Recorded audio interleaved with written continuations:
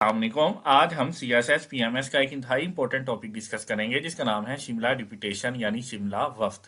सबसे पहले हम बैकग्राउंड को जानते हैं कि 1906 से पहले क्या बैकग्राउंड था बरसगीर के अंदर, सब कंटिनेंट के अंदर।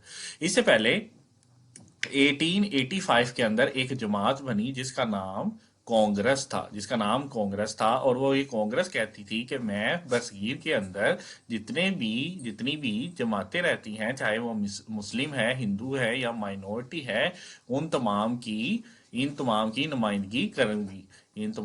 नुमाइंदगी करूंगी यानी उनकी रिप्रेजेंटेटिव बनूंगी। लेकिन हुआ यूं कि जब 1905 के अंदर जब बंगाल को डिवाइड कर दिया गया, तो इसके नतीजे में जो हिंदू थे उन्होंने अंग्रेजों के खिलाफ स्वेडिश मूवमेंट चलाई यानी उनकी जो अशिया थी उनका बाइकआउट करना शुरू कर दिया और मुख्तलिफ किस्म के हंगामे बर्पा किए ताकि बंगाल की डिवाइड को रोका जा सके। और जो इसमें मेन इशू हुआ कि जो कांग्रेस भी इनके साथ मुकम्मल तौर पर शामिल हो गई, यानी ये कि हिंदुओं की ये नुमाइंदा जमात बनकर उभरी। जबकि इसके बरअक्स जो कि मुसलमान थे वो पार्टीशन ऑफ बंगाल से खुश थे, उन्हें कोई इशू नहीं था, क्योंकि ईस्ट बंगाल के अंदर ईस्ट बंगाल के अंदर वो माइनॉरिटी की जगह अब वो मेजोरिटी में हो गए थे।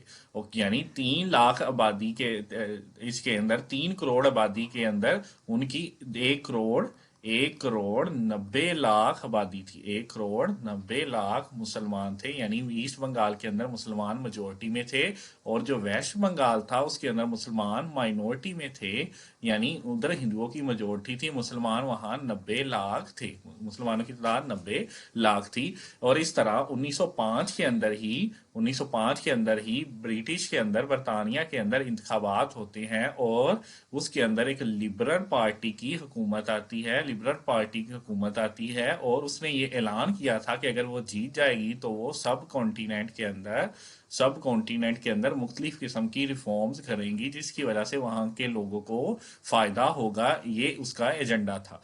अब 1905 के अंदर जब उसकी हुकूमत आती है तो वो वहां का जो जॉर्ज लॉर्ड है, वो जो यहाँ का लॉर्ड है, लॉर्ड मंटो है, उसे लॉर्ड मंटो को एक पैगाम भेजता है कि यानी मुझे वो तमाम सिफारिशात रिकमेंडेशन दी जाए ताकि मैं बरसगीर के अंदर इस्लाहात कर सकूं और वहाँ के लोगों के हकूक हैं, जो राइट्स हैं, उन्हें मिले, उनके लोगों के राइट्स मिले। ये है उसके मुकम्मल इसका बैकग्राउंड। अब हम शिमला वफ्द पर इंट्रोडक्शन और उसके जो डिमांड्स थी और उसकी इंपॉर्टेंस क्या थी हिस्ट्री में, उसे डिस्कस करेंगे। अब हम डिस्कस करेंगे कि शिमला वफ्द का जो इंट्रोडक्शन था वो क्या था। इंट्रोडक्शन इसके अंदर क्या है? तो सबसे पहले जो 1905 के अंदर हुकूमत आती है लिबरल पार्टी की, तो वो जो है यहाँ का लॉर्ड है, लॉर्ड मिंटो, उसे ये कहता है कि मुझे रिकमेंडेशन भेजी जाए ताकि मैं बरसगीर के अंदर रिफॉर्म्स करूं। तो इसे देखते हुए जो मोहम्मदन एजुकेशनल कॉन्फ्रेंस का जो एक मेंबर है जिसका नाम हाजी मोहम्मद इस्माइल है, जब उसे ये पता चलता है कि बरसगीर के सब कंटिनेंट के हकूक के लिए, राइट्स के लिए वहां से रिकमेंडेशन मंगवाई है, तो ये हाजी मोहम्मद इस्माइल जो है वो जनाब मोहसिनुल मुल्क को कहते हैं कि मोहसिनुल मुल्क साहब वहां से रिकमेंडेशन मंगवाई है कि बरसगीर के अंदर रिफॉर्म की जाए। मोहसिनुल मुल्क अपना जो दोस्त है उनका अलीगढ़ जो कि अलीगढ़ कॉलेज का प्रिंसिपल है जिसका नाम आर्च बोल्ड है, उन्हें वो ये कहते हैं कि मुसलमानों के हकूक के लिए हम लॉर्ड मिंटो से मिलना चाहते हैं ताकि हम उसे रिकमेंडेशन दे सकें। इन दिनों जो आर्च बोल्ट है वो शिमला के अंदर जो समर वेकेशन है उन्हें गुजारने के लिए गए होते हैं, यानी गर्मियों की छुट्टियां गुजारने के लिए गए होते हैं। तो इस तरह वो लॉर्ड मंटो के साथ जो मुसलमान हैं उनकी एक मीटिंग को फिक्स करते हैं और वो मीटिंग 1 नवंबर वो मीटिंग 1 नवंबर 1906 के अंदर मुनक्कद होती है। इस तरह ये मीटिंग मुकम्मल तौर पर फिक्स होती है। इसके बाद इसकी जो सिफारशात मुसलमानों के हकूक की तैयार करने के लिए जिसे काम सौंपा जाता है, उसका नाम सैयद हसन बलग्रामी है। सैयद हसन बलग्रामी है। इसे ये टास्क दिया जाता है कि वो मुसलमानों की जो रिकमेंडेशन है, जो उनके हकूक की बुनियादी हकूक है, वो रिकमेंडेशन तैयार करे।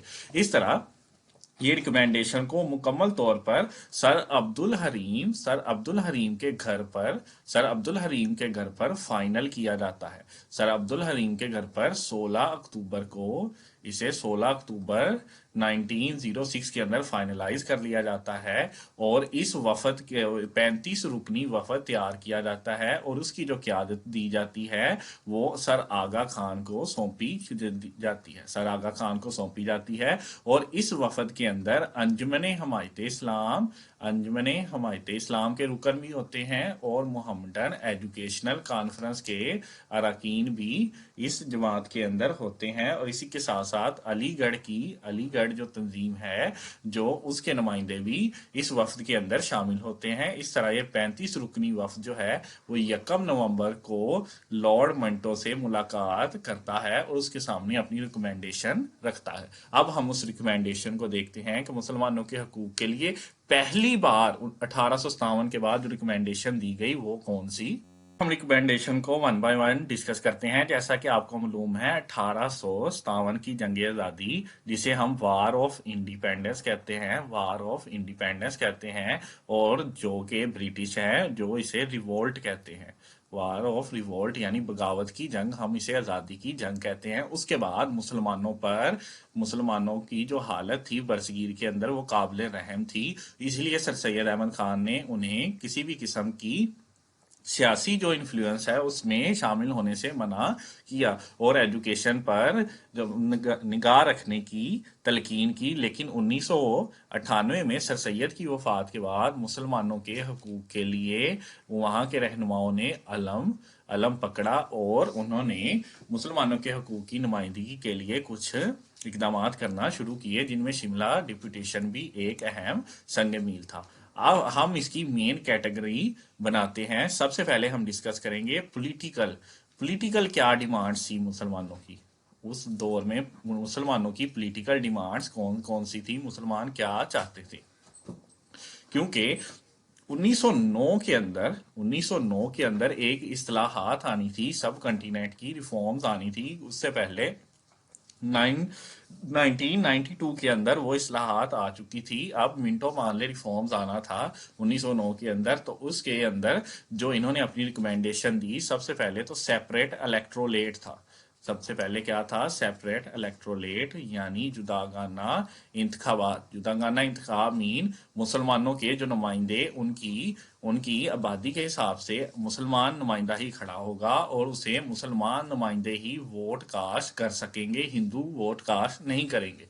इसी तरह जो हिंदू नुमाइंदा खड़ा होगा उसे सिर्फ हिंदू ही वोट कास्ट करेंगे, मुसलमान उसे वोट कास्ट नहीं कर सकेगा। इसका फायदा ये होना था कि मुसलमानों की जितनी भी नशिस्तें होनी थी उसके अंदर मुसलमान ही उसे वोट देंगे और वो नशिस्त जीत कर वो आगे मुसलमानों की प्रोविंस के अंदर, सेंटर के अंदर या म्यूनिसिपल कमेटियों के अंदर नुमाइंदगी कर सकेगा। यानी कि मुसलमानों को उनकी तादाद के हिसाब से जितनी सीट्स मिलनी थी उतने ही उनके नुमाइंदे होने थे। इसका ये फायदा होना था। और हिंदू क्योंकि मेजोरिटी में थे वो इनकी सीट को हिट नहीं कर पाते थे। लेकिन अगर एक ही नुमाइंदा खड़ा हो तो हिंदुओं की अक्सरियत की वजह से हिंदू नुमाइंदा जीत जाता था और मुसलमानों का नुमाइंदा हार जाता था। इसलिए मुसलमानों ने जो पहली डिमांड की वो सेपरेट इलेक्ट्रोलेट थी। उसके बाद जो मुसलमानों ने दूसरी डिमांड की वो ये थी कि उनकी पॉपुलेशन के हिसाब से on the base of population उन्हें एक्स्ट्रा सीट प्रोवाइड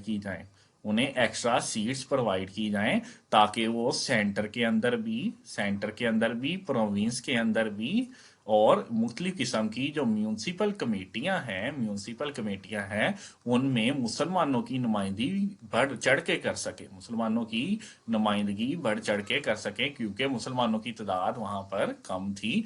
इसके साथ साथ नंबर 2 पे जो हम डिस्कस करेंगे, जो मुसलमानों ने डिमांड की, वो एजुकेशनल बेस पे डिमांड थी।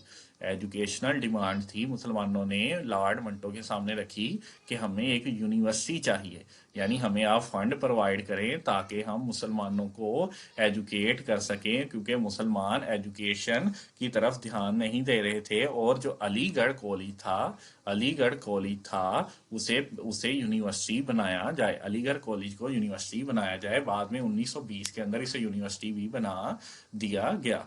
इसके साथ साथ नंबर 3 पे जो मुसलमानों ने डिमांड की, इस वक्त ने डिमांड की, वो जुडिशरी के अंदर डिमांड थी। यानी इन्होंने ये डिमांड की कि जुडिशरी के अंदर भी हमारा हक दिया जाए, हम भी यहाँ के रहने वाले हैं। तो इसके अंदर जो सुप्रीम कोर्ट है और जो हाई कोर्ट है, उसके अंदर जो जजेस हैं वो मुसलमान भी होने चाहिए। इन्होंने ये रिकमेंडेशन दी कि उनके अंदर मुसलमानों का हिस्सा भी रखा जाए। इसके साथ साथ इन्होंने मुसलमानों की इकोनॉमी को बेहतर बनाने के लिए, उनकी हालत को बेहतर बनाने के लिए भी रिकमेंडेशन दी कि मुसलमानों को भी जॉब्स प्रोवाइड की जाए, मुसलमानों को गवर्नमेंट इंस्टीट्यूट में भी जॉब्स प्रोवाइड की जाए उनकी तादाद के हिसाब से, और सेमी गवर्नमेंट इंस्टीट्यूट में भी और प्राइवेट इंस्टीट्यूट में भी जॉब्स प्रोवाइड की जाए, ताकि इनकी माली हालत भी बेहतर हो और इस पर जो लगी पाबंदियां हैं वो भी खत्म हो। इसी के साथ साथ जो लास्ट इनकी डिमांड थी, एडमिनिस्ट्रेटिव डिमांड वो ये थी कि मुसलमानों को इंतजामिया के अंदर हिस्सा दिया जाए, ताकि मुसलमान भी अपने लोगों की नुमाइंदगी कर सके, अपने लोगों के रिप्रेजेंट। अब हम डिस्कस करेंगे कि शिमला डिप्यूटेशन के अंदर जो है लॉर्ड मंटो ने क्या आंसर किया। लॉर्ड मंटो ने अपनी जो उसकी डायरी थी उसके अंदर शिमला डिप्यूटेशन को लिखा, an epoch in Indian history. Shimla deputation को उसने लिखा कि an epoch of Indian history. और उसका जो उसने आंसर दिया, उसने ये कहा कि मैं आपकी रिकमेंडेशन को, अब आपकी सिफारिशात को मैं जो बोर्ड बनेगा जो कि इस्लाहात के लिए काम करेगा उसके सामने रखूंगा। उन्होंने कहा कि प्लीज डोंट अंडरस्टैंड, यानी आप मेहरबानी करके माइंड ना कीजिएगा। I am in complete accord with you, यानी मुझे आपके साथ मुकम्मल रहनुमाई है, हमदर्दी है, और मुझे पता है कि 1857 के बाद आपके साथ साथ क्या क्या ज्यादतियां हुई। इसके अंदर हम एक अलग सा कॉन्सेप्ट देखेंगे कि कायदे आजम साहब जो है उस वक्त वो कांग्रेस के कायदे आजम नुमाइंदा थे, यानी 1906 के अंदर ही कायदे आजम ने कांग्रेस को ज्वाइन किया था। तो कायदे आजम एक लेटर लिखते हैं जो कि एक जो बरतानवी टाइम्स ऑफ इंडिया है उसे एक लेटर लिखते हैं, लेकिन वो इसे अपने अखबार के अंदर प्रिंट नहीं करते। बाद में एक और लेटर लिखा जाता है जो कि एक गुजराती अखबार को कायदे आजम लिखते हैं, गुजराती न्यूज़पेपर को कायदे आजम एक खत लिखते हैं जो कि 7 अक्टूबर को छप जाता है। उस लेटर के अंदर कायदे आजम ये लिखते हैं कि इन्हें किसने, यानी इन लोगों को किसने सिलेक्ट किया है कि ये मुसलमानों की नुमाइंदगी करें, इन्हें किसने सिलेक्ट किया है कि ये मुसलमानों की नुमाइंदगी करें, क्योंकि कायदे आजम ये समझते कि जो कांग्रेस है वही मुसलमानों की और सबकी नुमाइंदा जमात है, और ये जो काम कर रहे हैं ये ठीक नहीं है। कायदे आजम का ये ओपिनियन था, और कायदे आजम का ये ओपिनियन आहिस्ता आहिस्ता जब उन्होंने कांग्रेस की बदली हुई साजिशों को देखा, और इसके बाद जो गांधी की खिलाफत मूवमेंट के अंदर साजिशों को देखा, तो 1920 के अंदर कायदे आजम ने रिजाइन दिया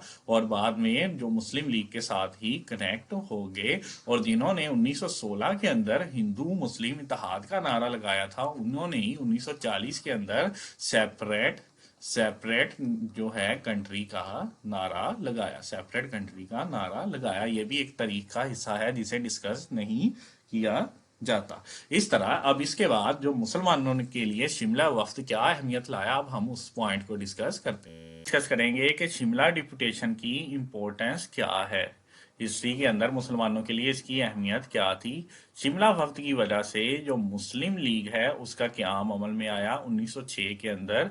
30 दिसंबर 1906 के अंदर मुस्लिम लीग का क़याम अमल में आया, यानी सिर्फ के एक माह के बाद ही मुस्लिम लीग बन गई।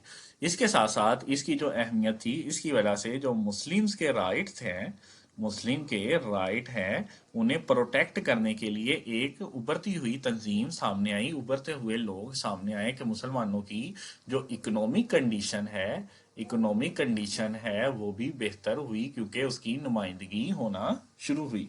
इसी के साथ साथ जो है मुसलमानों के राइट की भी प्रोटेक्ट हुए, और जुडिशरी के अंदर और एडमिनिस्ट्रेटिव के अंदर जो मुसलमानों को फ्यूचर में सीट्स मिली, वो भी शिमला वफ्द की वजह से ही मुमकिन हो पाया।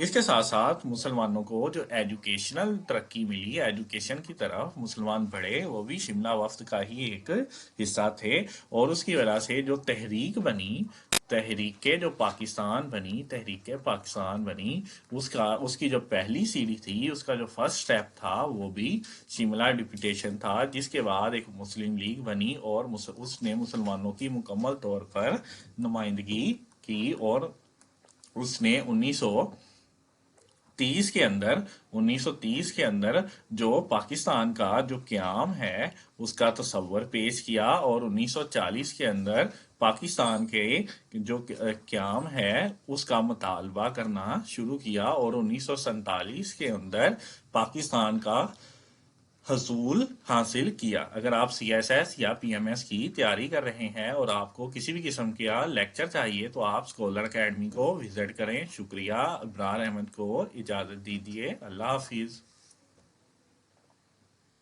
अगर आप किसी भी मुकाबला जाती इम्तिहान CSS, PMS, PPSC के लिए परेशान हैं तो परेशानी छोड़िए और स्कॉलर अकेडमी को सब्सक्राइब कीजिए और मुस्तकबिल को बेहतर बनाइए।